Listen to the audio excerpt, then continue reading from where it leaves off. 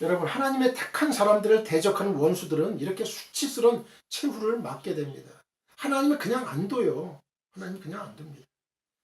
예수님은 골고다 언덕의 십자가에서 죽으시기 전에 원수들로부터 조롱을 당하고 얼굴에 침뱉음을 당하고 손으로 맞으셨어요. 마태복음 26장 67절. 참 여기 진짜 중요한 게 있는데요. 중요한 진리가 있습니다. 예수님이 돌아가신 데가 갈보리산이에요. 갈보리산.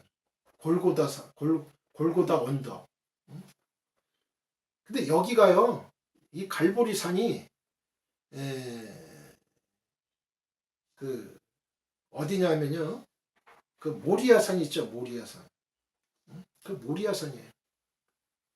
하나님은 그 아브라함이 자기 아들 이삭이 피 흘려 죽게 하고자 하는 그 행함의 믿음을 보시고 아브라함을 제지시켰죠. 제지시킨 뒤에 죽음의 피가 아닌 약속의 말씀을 믿음으로 그 의의 시초를 세우셨어요. 로마서 3장 3절 17절로 22절, 갈라디아서 3장 7절로 9절, 14절 29절, 4장 28절, 히브리서 11장 17절로 19절.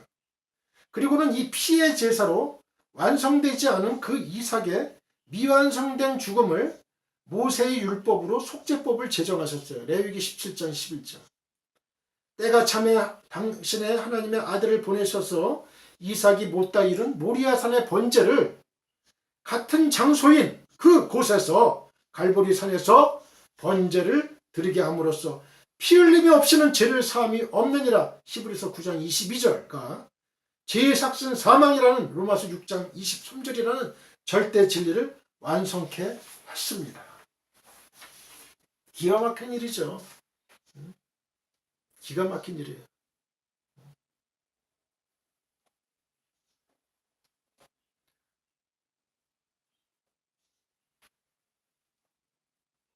그 아브라함이 자기 아들 이삭을 데리고 올라갔던 그 모리아산에서 결국은 예수님이 피 흘려 죽은 거예요. 그 십자가에서 피 흘려 죽은 거예요. 바로 그 장소에서. 이게 우연이겠습니까? 소름 끼쳐요. 소름 끼쳐요. 예수님은 그런 치욕을 당하면서 참으로 큰 모욕과 수치를 당하신 거예요. 왜? 우리를 구원하시기 위해서. 우리를 구원하시기 위해서 예수님이 대신 십자가를 지신 거예요. 그러면 원수들은 무사했나요? 하나님은 로마 군대를 통해서 주님을 수치스럽게 했던 유대인들에게 철저한 보복을 가하셨어요. 하나님은 그들이 신성시하던 예루살렘 성전과 예루살렘 성을 철저하게 파괴하심으로 그들에게 수치와 모욕을 가하셨습니다. 그래서 AD 70년에 로마 장군 디도 장군에 의해서 예루살렘 성전이 다 해파됐어요. 전소됐습니다. 잠깐 성전 파괴 일을 한번 볼까요? 티샤 베아브라고 하는데요. 유대력으로 아비월 9일, 그러니까 양력으로는 7월, 8월에 해당하는데요. 이 날이 예루살렘 성전이 파괴된 날이에요. 유대인들에게는 최대의 슬픔의 날입니다. 이날은 성전이 파괴된 걸 대대적으로 슬퍼하는 날이에요. 유대인들은 전통적으로 아비벌 9일을 전후해가지고 3주 동안 유대인들은 결혼도 하지 않고 파티도 열지 않아요. 이날은 대속죄일과 성격이 같아요. 음식은 물론이고 물도 마시지 않아요. 세수와 목욕은 물론 일체의 화장도 하지 않습니다. 화려한 옷과 가족신을 삼가합니다. 부부관계도 하지 않아요. 이날은 성경도 공부하지 않아요. 일로 여겨지는 것은 일치하지 않습니다. 소리내서 웃지도 않아요. 낮은 의자에 앉습니다. 해당에서는 주로 예레미야 애가를 읽으면서 애통의 기도문을 읽으며 성전 파괴를 슬퍼하는 날입니다. 오늘날 예루살렘의 유대인들은 통곡의 벽으로 몰려들어서 밤을 새워서 철회를 하고 성전이 파괴된 것을 통곡하며 기도합니다. 우리가 성전 그러면 솔로몬 성전이 있었고, 그 다음에 스룹바벨 성전, 수축한 거죠. 그 다음에 이제 세 번째 헤롯 성전이 있었잖아요. 그럼 우리가 성전이에요, 지금. 너희 육체가 성전인 걸 알지 못하느냐. 아마도 이 통곡의 벽에 연중 가장 많은 사람들이 모여서 기도하는 날일 거예요. 이날에 원근 각처에서 몰려온 유대인들은 넓은 통곡의 벽 광장을 가득 채우고 335 가족 단위로 모여 앉아서 밤을 새워 기도하고 철학합니다. 오늘날 유대인들에게 가장 거룩한 성지라면 바로 통곡의 벽입니다. 솔로몬이 지었던 그 성전 서쪽을 감쌌던 외벽이었기 때문에 서쪽 벽이라고도 불려요. 서쪽 벽. 그래서 다윗 왕의 그 부와 권력을 물려받은 솔로몬은 지금부터 3천여 년 전에, 지금부터 3천여 년 전에, 그렇죠? 지금 한 2000년 됐잖아요. BC 한 1150년 그 정도 되니까 한 3000여 년 전에 예루살렘 모리아산에 성전을 지었던 거예요. 모리아산에. 그러니까 아까 말씀드린 아브라함이 이삭을 죽이려고 했던 그 모리아산이에요. 갈보리산이에요. 이 예수님 죽은 십자가에 죽은 산이에요. 이 성전은 유대인에게는 물론 멀리 이방인들의 세계에도 수많은 화제거리가 되었습니다. 그러나 아쉽게도 솔로몬의 예루살렘 성전은 주전 586년 바벨론 느부갓네살 군에 의해 파괴되었습니다. 포로에서 돌아온 유대인들은 우여곡절 끝에 다시 옛 성전에 버금가는 제2의 성전을 재건했는데요. 그러나 이것마저 주 70년 로마의 디도 장군에 의해서 재차 파괴되고 말았습니다. 그런데 묘하게도요, 참 묘한 거예요. 첫 번째 지은 성전과 첫 번째 솔로몬 성전과 두 번째 지은 성전이 파괴된 날짜가 유대력으로 같은 날이에요. 같은 날. 아비벌 9일. 똑같아요.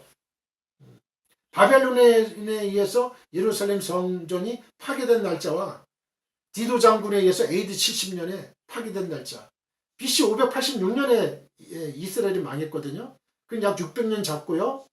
그 다음에 70년, AD 70년이니까 670년. 654년이죠. 그러니까.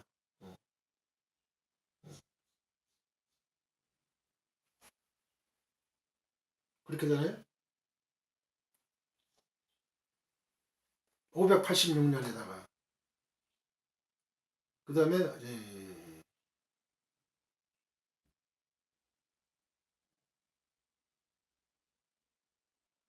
70을 더하면 656년 되네. 656년 후에 예루살렘 성전이 회파됐어요. 전소됐어요. 근데 그 전소된 날짜가 예루살렘 성전이 파괴된 날짜가 아비벌 9일이라는 똑같은 날짜라는 거예요. 똑같은 날짜. 이게 어떻게 이게 그냥 우연일 수가 있어요? 우연일 수 없어요. 이거. 큰 은혜를 받습니다. 소름 끼쳐요. 하나님의 역사가. 성전이 파괴되고 유대 땅에는 이방의 세력이 살면서 유대인들은 전 세계를 떠드는 나라 없는 민족이 되었어요. 예수님을 죽일 때 그 죄를 우리와 우리 후손에게 돌려라. 그대로 이루어지는 거예요.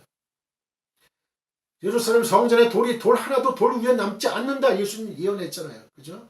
예루살렘 성을 보면서 우셨어요. 암탉이 제 새끼를 모은 적이 얼마나 많이 있었느냐. 그런 너희는 그 말을 안 들었다 이거예요. 옛 솔로몬의 성전에 들어갈 수 없기 때문에 옛 성전터를 바라볼 수 있는 최적의 장소 감람산에 오르기 시작하면서 이 감람산이 유대인의 성지가 되어갔어요. 감람산. 이곳에서 성전산을 바라보며 기도하던 유대인들은 죽어서도 성지를 바라볼 수 있기를 소망한 유대인들은 감람에 묻히는 것이 최고의 영광이 되었어요. 그러나 이것도 잠시 1948년 감람산을 포함한 동예루살렘이 요르단 영토로 나뉘면서 유대인들이 더 이상 접근할 수가 없었습니다. 동쪽에 성전산을 바라볼 수 없게 되자 이번에는 서쪽에서 성전산을 가까이 다가갈 수 있는 방편을 모색을 했어요. 그곳이 서쪽 벽, 즉 통곡의 벽이었습니다. 이후 유대인들은 비좁은 서쪽 벽에 다가가서 기도하는 최고의 명소가 되었는데요. 그러나 요르단은 유대인들의 자유로운 접근을 허락하지 않았어요. 결국 성전이 파괴된 이날만큼만 1년에 한 번 공식적인 방문을 허락했습니다. 국내는 물론 전 세계 유대인들이 이날 서쪽 벽에 접근해서 기도했어요. 그러나 이것도 때로는 정치적인 이유로 금지시키곤 해서 1년 동안 기다려온 발걸음을 되돌리는 때도 있었어요. 그러니 서쪽 벽에서 기도한다는 것은 그 이상의 감격을 할 수밖에 없었던 것이죠. 성전 파괴일 날 서쪽 벽을 찾은 유대인들은 두 가지 습관이 있었어요. 하나는 성전이 파괴되고 나라를 잃고 떠도는 자신들의 처지를 생각하며 기도하는 유대인들에게 통곡하며 기도하게 된 거죠. 그래서 서쪽 벽은 울음바다가 되었고 이는 곧 서쪽 벽의 이름이 되어버렸던 거예요. 그래서 통곡의 벽이라고 부르게 된 것이죠. 두 번째가 기도문을 써놓고 가는 습관이에요. 기도문이 무척 많대 거긴. 오늘 통곡의 벽을 방문하면 1년 후에나 다시 올 수 있었기 때문에 그렇습니다. 그래서 다시 올 수 있을 때까지 기도를 적은 쪽지를 꽂아놓고 갔고 심지어는 함께 방문하지 못한 가까운 이들의 기도문을 받아와서 대신 꽂아놓고 가게 된 거예요. 이것이 전례가 되어서 오늘의 통곡의 벽에는 기도문이 빽빽히 꽂혀 있다고 합니다. 근데 성전은 파괴되지 않을 수가 있었어요. 한 성난 로마 병사의 실수로 성전은 전소된 거예요. 이 비하인드 스토리가 있어요. 궁금하시죠? 그런데 하나 아쉬운 것을 역사에서 찾을 수 있습니다. 어쩌면 성전이 파괴되지 않을 수도 있었다는 거예요. 참 묘한 겁니다. 아이러니입니다. 역사의 아이러니. 예수님의 예언은 그대로 이루어져야 돼요. 이루어져요. 그죠? 당시의 기록을 요세푸스의 기록에서 찾아볼 수 있어요. 이 조세푸스라고 해요. 요세푸스는 로마군의 장교였어요. 그때. 요세푸스는 애초에 로마군은 성전을 파괴할 게 이게 아니었다는 거예요. 당시 총지휘관이었던 디도 장군의 명령을 무시한 흥분한 한 로마 병사의 실수로 성전이 파괴되었다는 것입니다. 당시 로마군의 장교로 현장을 목격한 사람이 요세푸스.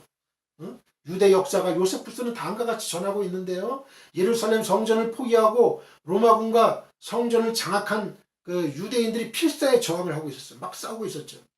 당시에 총사령관인 디도 장군은 성전이 파괴되기 전날 6명의 최고 지휘관과 그 외 군단 지휘관들 회의를 소집했어요.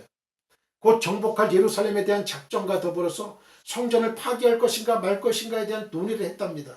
의견은 두 갈래로 나뉘어졌어요. 일부 지휘관들은 성전을 파괴해야 한다고 주장했어요. 전쟁 법칙에 따라 성전을 파괴하는 것이 최선책이었습니다. 오래전부터 성전은 유대인들의 그 집결 장소로 이용되었기 때문에 성전이 서 있는 한 유대인들은 결코 반역을 멈추지 않을 것이기 때문에 그렇죠. 반면에 다음과 같은 제안도 있었대요. 유대인들이 성전을 떠나 더 이상 성전에 무기를 쌓아놓지 않는다면 성전을 보존해야 된다.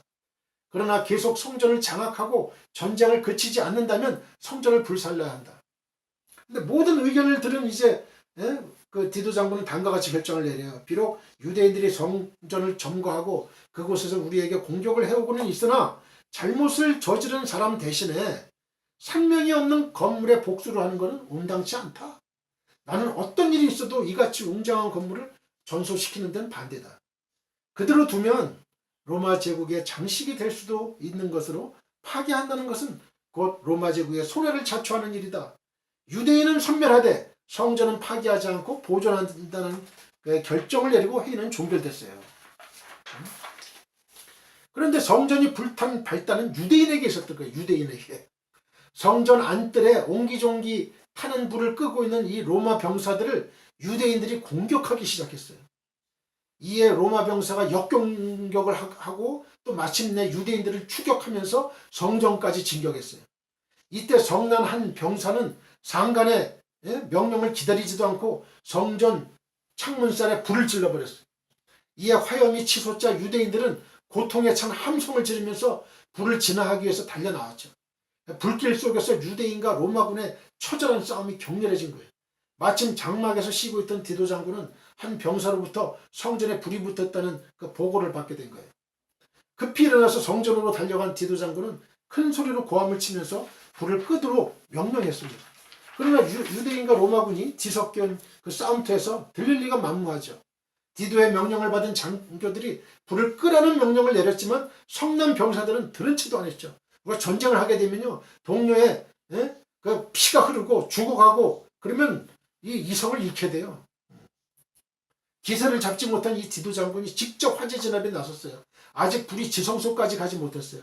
성급히 지성소 안으로 들어간 디도 장군은 순간적으로 이방인들이 성소에 관해 이야기한 것과는 비교도 안 될 정도로 유대인들의 자랑거리였음을 확인할 수 있었어요. 왜냐하면 지성소 내부는 온통 금으로 장식이 되어 있었던 거예요. 그러나 발빠른 성난 로마 병사는 디도 장군과 휘하 지휘관들의 제지에도 불구하고 이미 지성소 안으로 불을 던져버렸어요. 이때 지성소마저 불길에 휩싸이기 시작했습니다. 웅장한 건물, 정교한 구조, 막대한 공사비, 그리고 신성한 성전으로 수많은 화제를 낳았던 예루살렘 성전이 전소되어 가고 있었습니다. 유대인들은 고통스러운 애통이 변해서 허탈해졌어요. 로마인들에게도 막상 아쉬움이 찾아왔어요. 그러나 이미 모든 것은 이미 끝난 거죠. 성전 전소와 함께 로마군은 남녀노소 지위 고하를 막론하고 닥치는 대로 유대인들을 죽이기 시작했어요. 학살했어요. 이날에만 만여 명의 유대인이 살해되었다는 거예요. 불타는 성전 연기의 소용돌이 속에 죽어가는 유대인들의 신음소리가 예루살렘을 메아리쳤다고 합니다. 그런데 놀라지 않을 수 없는 사실이 하나 있어요. 주전 586년 바벨론은 예루살렘 정복과 함께 솔로몬 성전을 불태웠어요. 바로 바벨론에 의해 예루살렘 성전이 불탄 날과 동일한 날에 다시 한번 로마인들에 의해 성전이 불탄 것이었어요. 솔로몬에 의해 성전이 지어진 지 1130년 75개월 15일 만에 유대인의 예루살렘 성전은 이 지구상에서 자취를 감췄죠. 디도 장군의 명령을 어긴 한 성난 로마 병사에 의해서. 이것이 우연이겠어요? 하나님의 역사예요. 하나님의 역사예요. 예수님이 예언했잖아요. 예루살렘 성 함락되는 걸 보고 예수님이 눈물을 흘리셨어요. 그 광경을 이미 다 알고 있어요. 그 광경을 보면서 예수님은 너무 침통하고 슬프고, 우리는 이러한 사실을 볼 때 진짜 성경에 1.1획도 변함이 없고 변개가 없고 정확하게 이루어진다는 거, 예수님의 재림, 심판, 반드시 예수님 다시 오신다는 거, 우리는 추호의 의심도 없는 거예요. 오직 그 예언만 아직 이루어지지 않았어요. 이루어질 겁니다. 예수님을 모욕한 그들은 세상의 조롱거리가 되고 말았어요.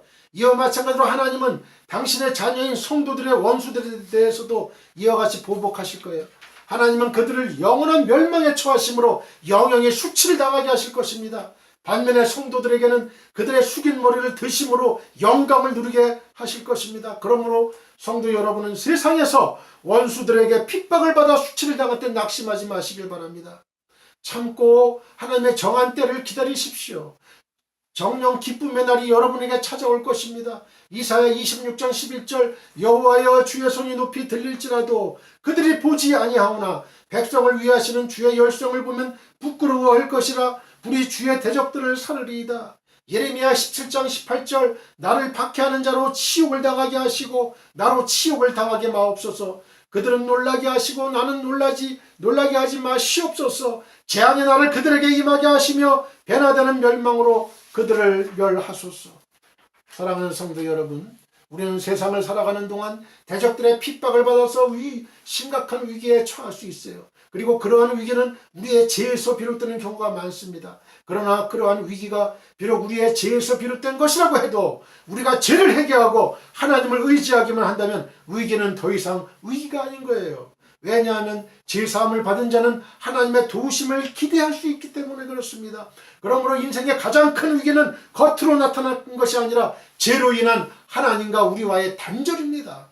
하나님과의 관계 단절은 어떤 도움도 기대할 수 없게 합니다. 어떤 하나님의 도움도 기대할 수 없게 해요. 그런 사람에게는 아무런 소망도 없습니다. 그러므로 우리는 죄를 멀리하고 연약하여 죄를 범하였을 때에는 즉시 회개함으로 하나님과의 관계를 회복해야 합니다. 세상에서 가장 불행한 사람은 징계를 당하고 있는 사람이 아니라 징계를 받으면서도 죄를 회개치 않고 도리어 죄를 안고 끌어안고 살아가는 사람입니다. 우리는 절대 이런 죄를 회개치 않고 죄를 안고 살아가는 사람이 절대 돼서는 안 돼요. 죄를 지었으면 빨리 회개하세요. 하나님께 나와서 회개해야 됩니다. 그래야 하나님과 우리와의 소통이 계속 이어질 수가 있어요. 죄가 하나님과 우리와의 관계를 끊어놓는 거예요. 단절시키는 거예요. 기도하겠습니다. 사랑과 은혜의 하나님 아버지, 오늘 이 시간에 하나님의 복된 말씀, 진리의 말씀, 섭리의 말씀 저에게 주심을 감사드립니다. 아버지, 이것이 우연이겠습니까? 예루살렘 성전이 BC 586년에 바벨론의 느부갓네살 군에 의해서 함락된 그 날짜와 또한 AD 70년 로마군의 디도 장군에 의해서 예루살렘 성전이 해파된 전소된 그 날짜가 똑같은 날이었습니다. 아비벌 9일 아버지 하나님, 이것이 어떻게 우연이겠습니까? 하나님의 섭리가 아니겠습니까? 예수님이 그 예루살렘 성을 보면서 예루살렘 성을 향해서 우셨던 장면을 우리는 성경을 통해서 분명히 알고 있습니다. 아버지, 어떻게 우연이겠습니까? 3000년 전에 그 모리아 산에서 아브라함이 자기 아들 이삭을 제물로 바치려 했던 그곳에 바로 우리 주 예수님께서 갈보리 산에서 우리를 위해서 십자가에 피 흘려 돌아가신 그 사건이 어떻게 우연이겠습니까? 아버지, 이러한 하나님의 역사하심과 섭리하심을 다시 한번 저희들 믿음으로 저희의 신앙이 업그레이드되는 놀라운 계기가 되게 도와주시옵소서. 감사하며 주 예수 그리스도의 거룩하신 이름으로 기도했습니다.